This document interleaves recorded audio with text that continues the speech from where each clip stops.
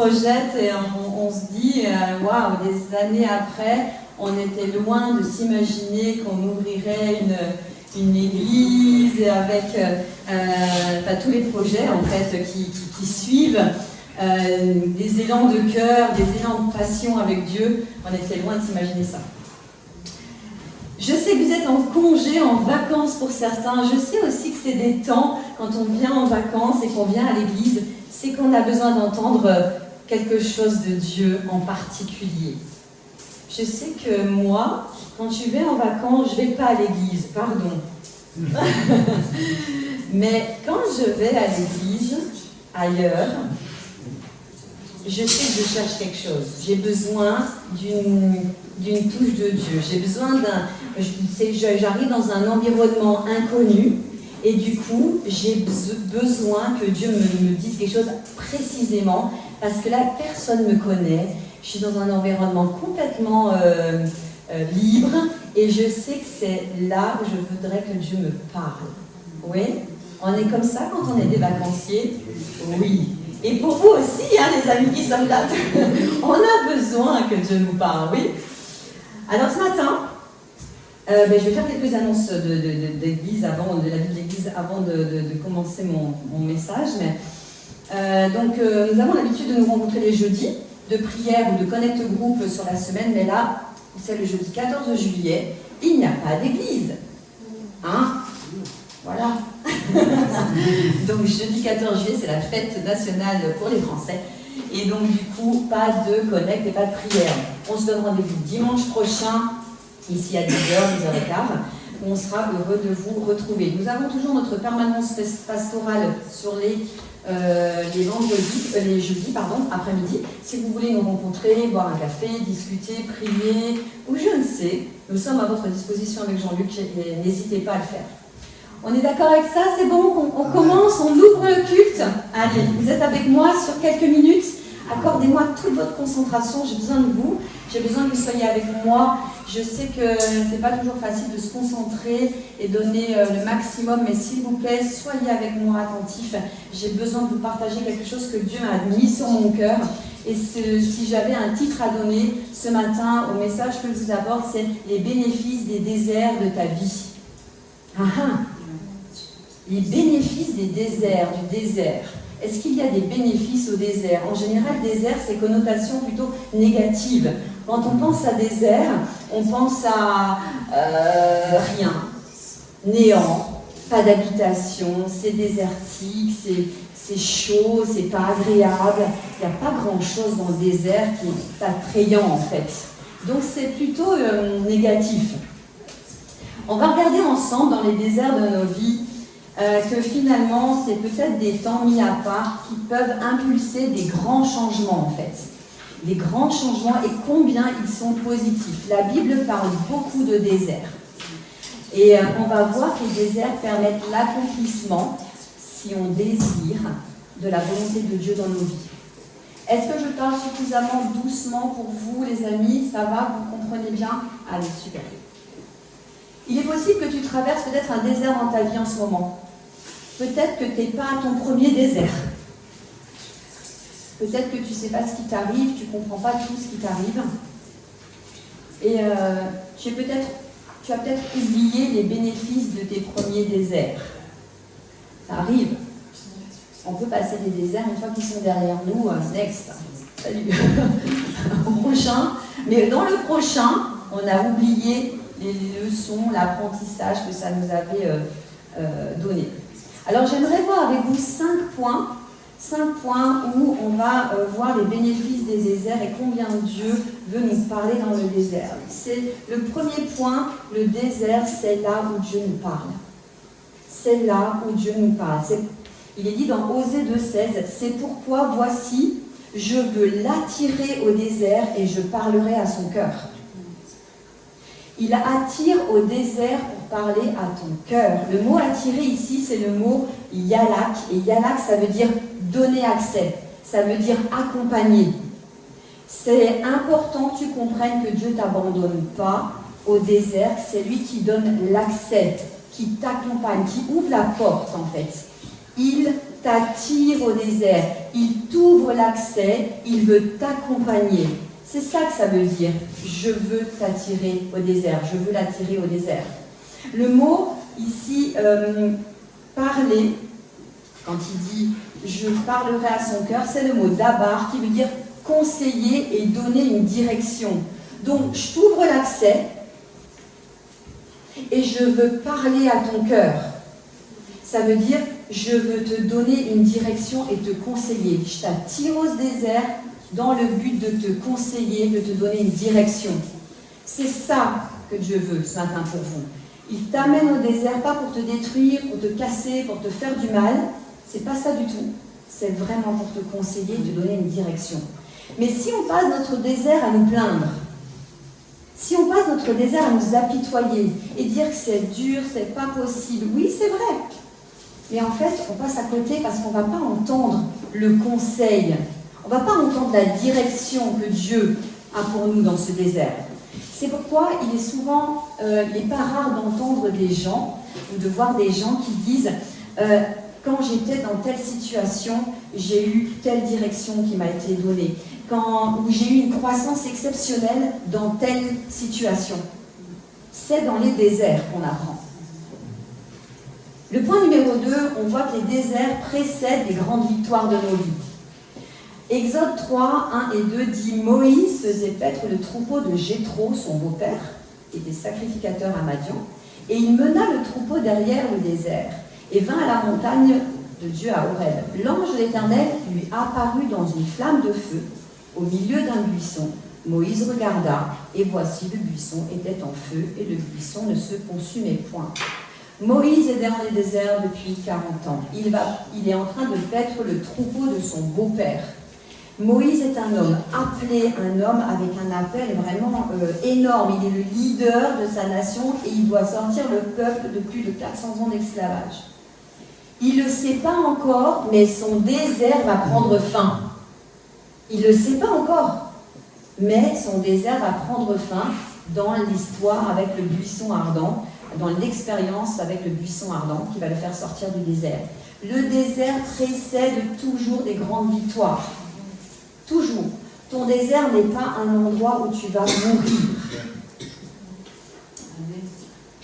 Avec grande conviction, dis à ton voisin ou ta voisine, ton désert n'est pas un endroit où tu vas mourir.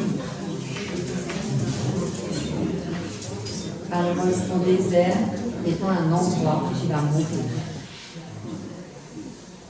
C'est important de le croire. Ce n'est pas un endroit de désespoir, et même si ça en paraît. Je sais combien les déserts, des fois, on est dans un état désespéré. Désespéré. Et pourtant, ce n'est pas un endroit où tu vas mourir. C'est un endroit de préparation. C'est un endroit de douleur, de pleurs, c'est vrai, car on est étiré. Dans un désert, on va être étiré. On va être élargi. Parce qu'on va vouloir grandir, on va devoir grandir. Et c'est certain que le désert est accompagné d'une grande victoire, c'est sûr. Il y a des temps où tu seras découragé. Oui, c'est vrai, un désert, c'est pas agréable. C'est pas le Club Med. J'avoue. Mais rappelle-toi toujours que tes victoires sont précédées de ce temps de désert. C'est un temps de formation. Le désert, c'est un temps de formation. Et ça, c'est important de l'intégrer. En numéro 3, le désert, c'est un lieu de victoire qui ouvre ta destinée, qui ouvre la suite. Matthieu 4, 1 dit « Alors Jésus fut emmené par l'Esprit dans le désert pour être tenté par le diable. » C'est très intéressant. Là, on voit que ce n'est pas les persécutions qui amènent Jésus au désert. C'est pas Dieu qui nous oublie quand on est envoyé dans le désert. Il ne nous oublie pas. Ce n'est pas une perte de temps, c'est littéralement le Saint-Esprit qui amène Jésus dans le désert pour un temps de test. Un temps de test. C'est justement ces victoires qui sont remportées dans le désert qui ouvrent une porte sur un avenir, sur une destinée, sur une suite. Parce qu'il y a une suite. On ne va pas rester longtemps dans le désert. Il va rester 40 ans, et il y a forcément une suite. On ne meurt pas dans le désert. On ne meurt pas avec Dieu dans le désert.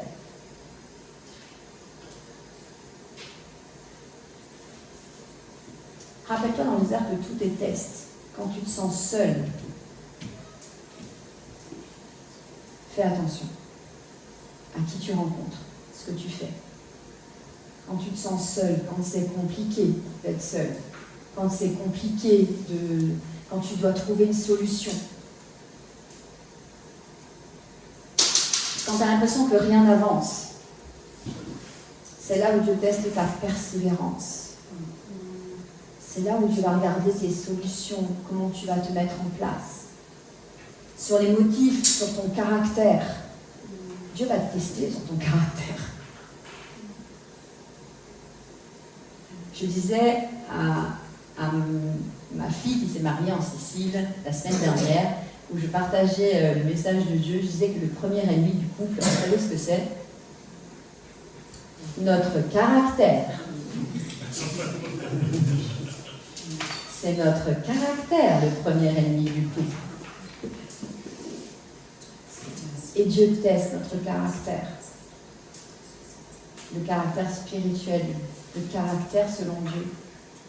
Sur nos valeurs, il va nous tester. Il va nous tester sur les priorités de notre vie. C'est quoi nos priorités? On voit l'authenticité de quelqu'un quand il est dans le désert. Le désert n'est pas un lieu de destruction, il est un lieu de formation. Ce n'est pas un lieu d'abandon, c'est un lieu de test pour ouvrir la porte sur ta destinée. Numéro 4, c'est une porte d'entrée, le désert, vers un renouveau ou un nouveau de Dieu dans ta vie. Ésaïe 43, 19 dit « Voici, je vais faire une chose nouvelle, sur le point d'arriver. Ne la connaîtrez-vous pas?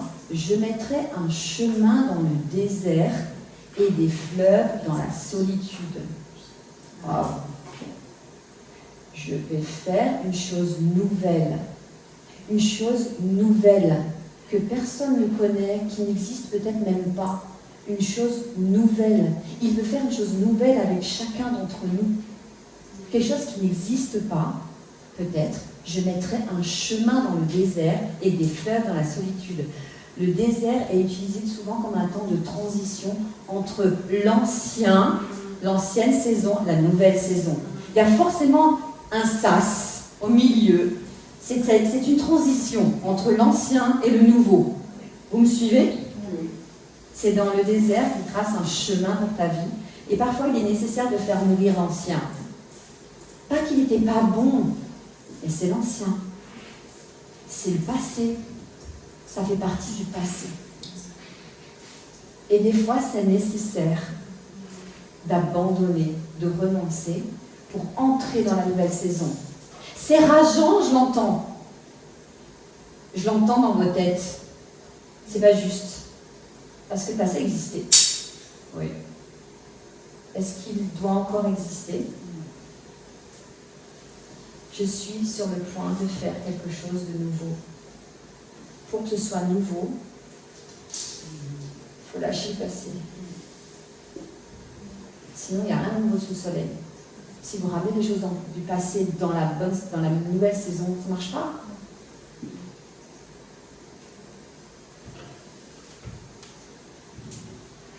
Les choses du passé ne sont pas nécessaires dans notre nouvelle saison. Les choses d'avant qui pourraient nous ralentir et nous empêcher de prendre ce nouveau chemin. Et des fois, on peut y rentrer, on ne peut pas y rentrer parce que voilà, le passé est trop présent, l'ancien est trop présent. Et donc, je vais faire une chose nouvelle. Je mettrai un chemin, et j'ai bien aimé parce que je trouve qu'il dit, pour moi, je mets une porte de sortie. J'ai prévu une issue de secours. Vas-y, prends l'issue de secours, taille la route, prends la porte, il y a une porte. Il n'y en a pas 40, il y a une porte. Tu peux la prendre, mais tu ne la prends pas. Tu décides de rester dans ton sas. Je suis plutôt pas trop mal. Entre un peu de l'ancien, un peu de nouveau, je suis plutôt pas mal. Mais en fait, je prends zéro décision. Zéro décision. Et ce temps, ce sas, il peut durer des années, jusqu'à mourir. Mais le désert n'est pas prévu pour qu'on meure. Le désert, ce sas, cette transition, elle est prévue avec une porte de sortie. Il y a une porte de secours. Je fais un chemin dans le désert. Je prévois l'après. Pourquoi on n'y va pas? Parce qu'on se complaît. Parce que c'est pas si mal. Et comme on a peur des fois de l'inconnu et qu'on n'a pas envie d'y aller, eh bien c'est pas si mal, hein. Et on meurt comme ça. Alors qu'il y a plus. Je ferai une chose nouvelle. Il existe autre chose que ce que nous vivons, ce que tu vis. Vous me suivez toujours? Oui. Dernier point, c'est le lieu où on découvre la fidélité de Dieu. Le désert est le lieu où on découvre la fidélité de Dieu. Deutéronome 2,7. Car l'Éternel ton Dieu t'a béni dans tout le travail de tes mains. Il a tout vu. Je m'adresse aux femmes. Il a tout vu. Tout ce que tu as fait qui n'a pas été vu. Tout ce que tu as fait avec tes enfants. Tout ce que tu as fait pour pallier tous tes sacrifices que tu as fait. Il a tout vu. Il était là. Il n'était pas absent. Il a tout vu, tout ce que tu as supporté, tout ce que tu as, toute l'aide que tu as apportée, tous tes pleurs, toute ta souffrance, quand tu pleurais seul, il a tout vu, il était là. Il a vu ton travail. Il a vu ton travail. Car l'Éternel, ton Dieu, t'a béni dans tout le travail de tes mains. Il a connu ta marche dans ce grand désert. Voilà 40 ans que l'Éternel, ton Dieu, est avec toi. Tu n'as manqué de rien. C'est le meilleur endroit où tu verras et découvriras la fidélité de Dieu. Toutes les personnes que tu peux écouter te diront, c'est là que j'ai vu et entendu, que j'ai connu la fidélité de Dieu. Oh, à quel point il est bon, que j'ai pu me rapprocher de Dieu, que j'ai appris la dépendance à Dieu. C'est là.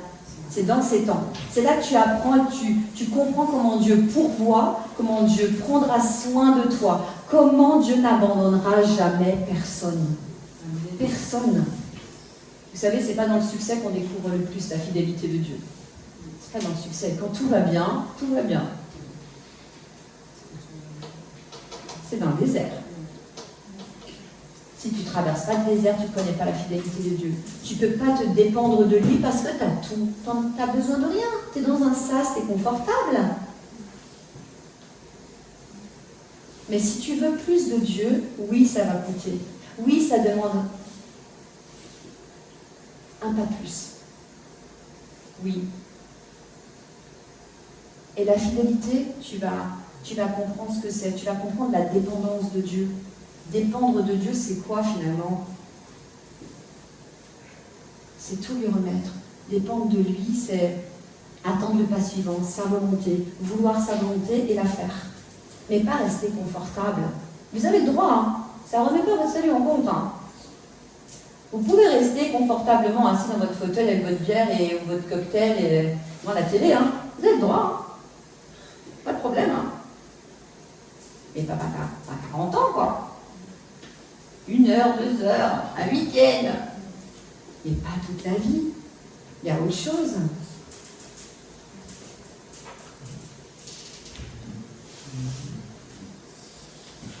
Donnez-moi encore toute votre attention parce que je voudrais que vous vous rappeliez, pas de tout ce que j'ai dit là, c'est bien, mais de la suite. Accordez-moi votre attention parce que Dieu a prévu des choses pour le désert. Et je voudrais que vous repartiez avec. Je vais être très, très simple, très succincte, mais je voudrais que vous puissiez y réfléchir et éventuellement ouvrir la parole de Dieu chez vous et reprendre ce verset. Ésaïe 41, 18, 19. Je ferai jaillir des fleuves sur les collines et des sources d'eau au milieu des vallées. Je changerai le désert en étang et la terre aride en courant d'eau. Le 19, c'est « Je mettrai dans le désert le cèdre, l'acacia, le myrte et l'olivier. Je mettrai dans les lieux stériles le cyprès, l'orme et le buis, tous ensemble, afin qu'ils voient, qu'ils sachent, qu'ils observent et qu'ils considèrent que la main de l'Éternel a fait ces choses. » Je vous lis ce verset et je me dis, mais qu'est-ce que ça veut dire en fait? Dans le désert, je mets plusieurs arbres. Pourquoi faire? Ça veut dire quoi en fait? Pourquoi tous ces arbres dans le désert? Des arbres dans le désert. Ça choque personne?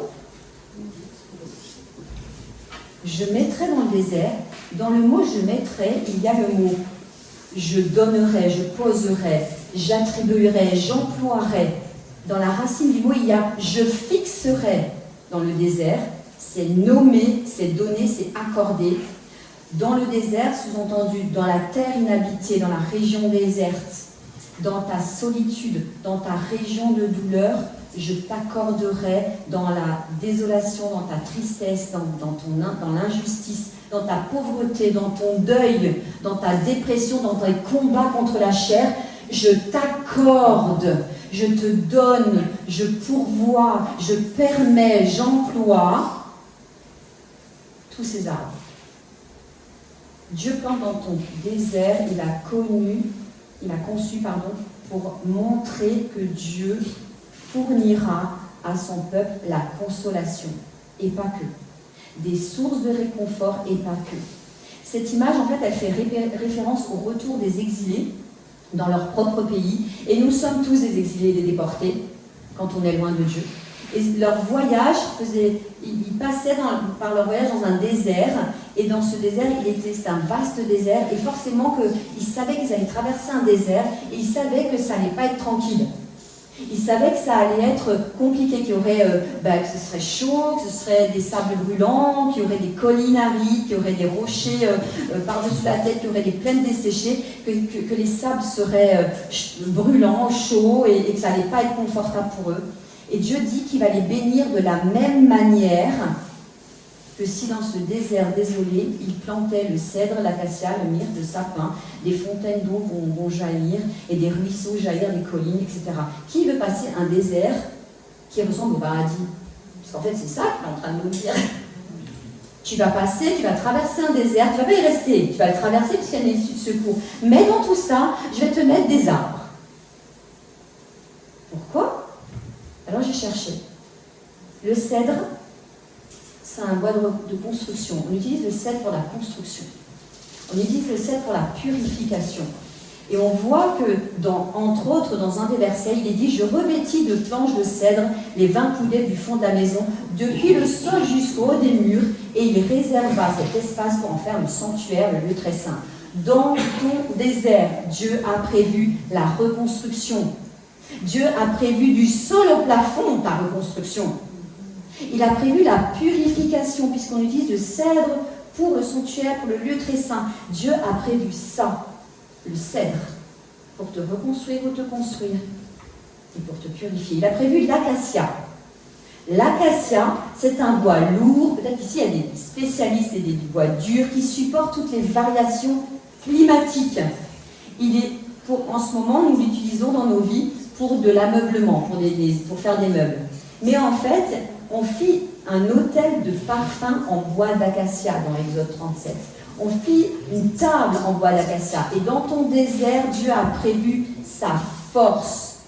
L'acacia, c'est un bois dur et solide. Devant toutes les variations climatiques que tu vas traverser. Oui, il y aura des orages. Oui, il y aura des tsunamis. Oui, il y aura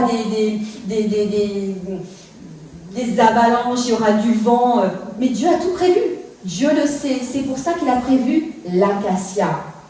Il a prévu sa force. Il a prévu la solidité. Et il a prévu aussi du confort. Il a aussi prévu le myrte. Le myrte, c'est un bois très odorant, très parfumé en fait. Et ces feuilles, aujourd'hui, elles ont des vertus antibiotiques, antiseptiques. Et ça procure un équilibre entre le physique et le psychique. Et c'est un parfum, une bonne odeur, et il y a des soins et du repos avec le myrte. Ça contribue à l'endormissement en fait. C'est pour apaiser le myrte. Dans un désert, combien on sait qu'on a besoin d'être apaisé? Combien dans un désert, c'est pas le Club Med, comme je dis, c'est pas les vacances. On a des up-down, on fluctue, on n'est pas bien. On est bousculé, on n'est pas bien, on est au gré de toutes les variations.